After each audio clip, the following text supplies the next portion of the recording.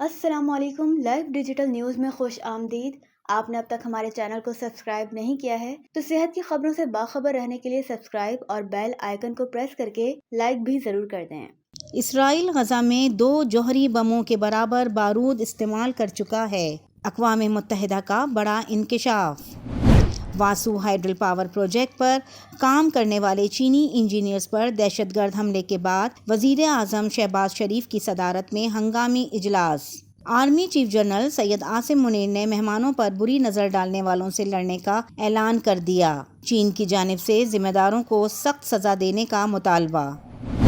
مولانا فضل الرحمان نے عید کے بعد 25 اپریل سے حکومت مخالف تحریک چلانے کا اعلان کر دیا۔ LDN کی خبر پر کارروائی۔ متوفیہ ماہم کے غلط آپریشن پر ہیلتھ کیئر کمیشن نے کورنگی کے نجی کلینک کو سیل کر دیا۔ سیل کارروائی کی فوٹیج اسکرین پر ملاحظہ کریں۔ ملک گیر تیز آندھی بارش کا محکمہ موسمیات نے الرٹ جاری کر دیا۔ اب آپ سراج الدین امجدی کی خصوصی رپورٹ ملاحظہ فرمائیں۔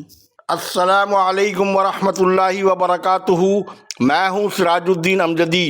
آج کی خصوصی رپورٹ: ماہم کی طبی غفلت سے موت، سندھ سروسز ہسپتال میں LDN کی خبروں پر مافیا میں ہلچل، سندھ میں حکومت مخالف مرکزی رہنما مرتضی خان جتوئی کی رہائش گاہ جتوئی ہاؤس پر پولیس کی یلغار، لیاقت آباد سرکاری ہسپتال کے 5 جاں بحق ملازمین کے ورثاء انصاف کے منتظر و دیگر خبروں پر مشتمل ہے۔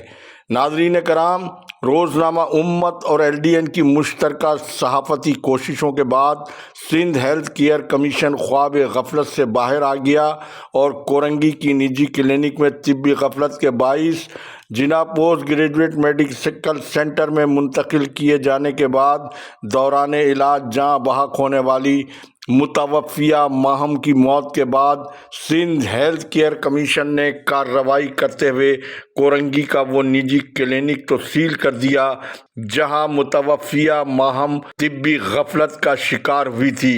لیکن یہ امر حیران کن ہے کہ طبی غفلت میں ملوث خاتون ڈاکٹر کے خلاف قتل خطا کی FIR درج کروانے کی کارروائی ہیلتھ کیئر کمیشن کی جانب سے کیوں عمل میں نہیں لائی گئی ہے، اور جہاں تک کلینک کو سیل کرنے کے اقدام کا تعلق ہے تو یہ ہیلتھ کیئر کمیشن کا ریکارڈ ہے کہ رات کی تاریکی میں سیل کیے جانے والے کلینکس عموماً سورج کی روشنی میں ڈی سیل بھی ہو جاتے ہیں۔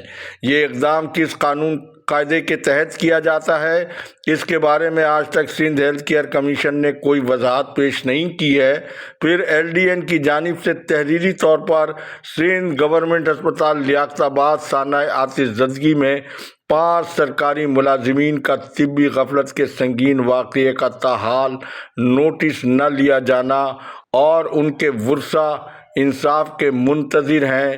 کمیشن کے چیف کمشنر ڈاکٹر خالد شیخ کے حوالے سے یہ بہت بڑا سوالیہ نشان ہے اور LDN مفاد عامہ کے سنگین واقعے پر اپنا قانونی حق محفوظ رکھتا ہے، جبکہ دوسری جانب سندھ سروسز ہسپتال کراچی کے بارے میں حقائق پر مبنی رپورٹس کے وائرل ہونے پر کرپشن کے میگا اسکینڈل میں ملوث مافیا کا لوٹو پوٹو پروگرام داؤ پر لگا ہوا ہے۔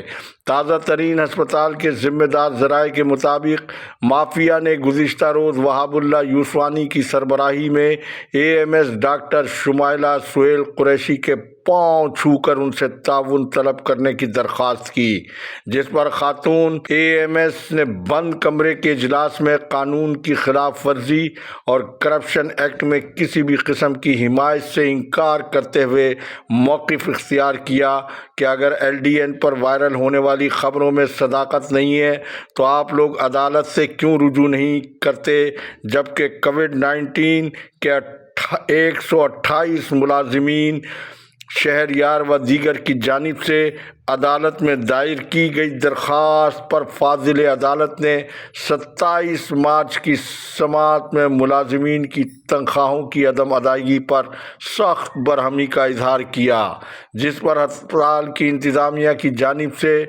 جواب داخل کرنے کے لیے عید کے بعد تک کی مہلت طلب کی گئی، جس پر عدالت نے آئندہ سماعت پر تفصیلی جواب طلب کر لیا ہے۔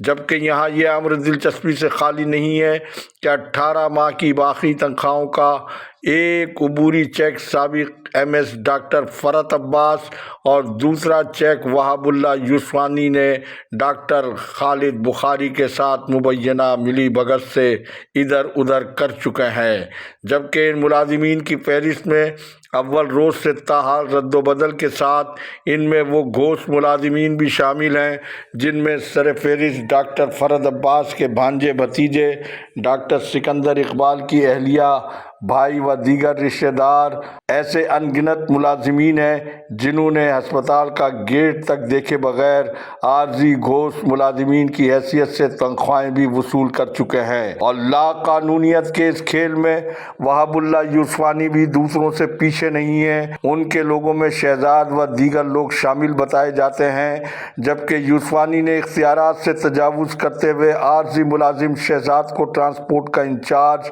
قانون کے برعکس بنا رکھا ہے۔ اس سے پہلے وہاب اللہ یوسفانی کی جانب سے فہیم چاچڑ اور مولا بخش شیخ کو کرپشن کی رقم کا حصہ پہنچانے اور دینے کا برملا دعویٰ کیا جاتا رہا ہے کہ ہمارا کوئی کچھ بگاڑ نہیں سکتا ہے، اور پھر ہوا بھی ایسے ہی۔ لیکن پھر جب پانی سر سے بہت اونچا ہوا تو فہیم چاچڑ کے ٹیلی فونک میسج پر ہسپتال کی نرسوں سے رشوت وصولی کی ایک تحقیقات محکمہ جاتی طور پر ڈاکٹر خالد بخاری کے دور میں ہوئی۔ اس تحقیقاتی رپورٹ کا عکس پہلے آپ اسکرین پر ملاحظہ فرمائیں۔ آپ نے یہ عکس ملاحظہ فرمایا جس میں محکمہ جاتی تحقیقاتی رپورٹ میں نرسوں سے وہاب اللہ یوسفانی کی رشوت وصولی کا الزام درست ثابت ہوا، اس پر آج تک کارروائی کیوں نہیں ہوئی؟ یہ نئے سیکریٹری صحت ریحان اقبال بلوچ کے لیے ایک بہت بڑا چیلنج ہے۔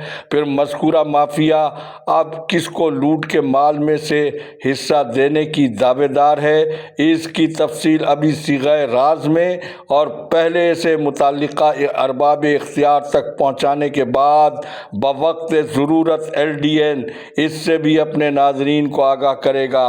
لیکن اس سے پہلے حکومت اور حکومتی سیاسی جماعت کو بدنام کرنے والے عناصر کو بھی بے نقاب کرنا LDN کی پالیسی کا حصہ ہے۔ رپورٹ کے آخری حصے میں سابق نگراں وزیر اعظم و سابق وزیر اعلیٰ سندھ غلام مصطفیٰ خان جتوئی مرحوم کے بڑے صاحبزادے سابق وفاقی وزیر مرتضیٰ خان جتوئی جو GDA کے مرکزی رہنما بھی ہیں، ان کے گھر Jatoi house defence housing society Karachi میں گزشتہ شب حکومتی ایما پر پولیس کی یلغار، سامان پھینکنے کے علاوہ خواتین اور بچوں کو ہراساں کرنا لا قانونیت پر مبنی سیاسی انتقامی کارروائی کا حصہ ہے، جبکہ مرتضیٰ جتوئی کی اہلیہ نے اس موقع پر کہا ہے کہ ان کے شوہر کو پیپلز پارٹی میں شامل نہ ہونے کی سزا دی جا رہی ہے۔ ان کی اہلیہ نے یہ الزام بھی عائد کیا کہ یہ کارروائی پیپلز پارٹی کے بعض عہدیداروں کی فرمائشی پالیسی کا حصہ ہے، جبکہ اس سے پہلے نواب شاہ اور مورو میں بھی مرتضیٰ جتوئی کی رہائش گاہوں پر پولیس چھاپے مار چکی ہے۔ اس کے ساتھ ہی آج جمعے کے روز قومی دواساز ادارے کی معروف شخصیت اور ہائی کیو فارما کے بانی chairman captain retired Iqbal Ahmed کی اہلیہ رضا الہی سے انتقال کر گئی ہیں۔ انا للہ و انا الیہ راجعون۔ نماز جمعہ کے بعد ان کی نماز جنازہ میں عدویہ ساز ادارے کی معروف شخصیات، عزیز و اقارب کی بڑی تعداد نے شرکت کی اور ان کی تدفین مقامی قبرستان میں عمل میں آئی۔ آج تک کے لیے اتنا ہی۔ اللہ حافظ۔ پاکستان زندہ باد۔ عوام و افواج پاکستان پائندہ باد۔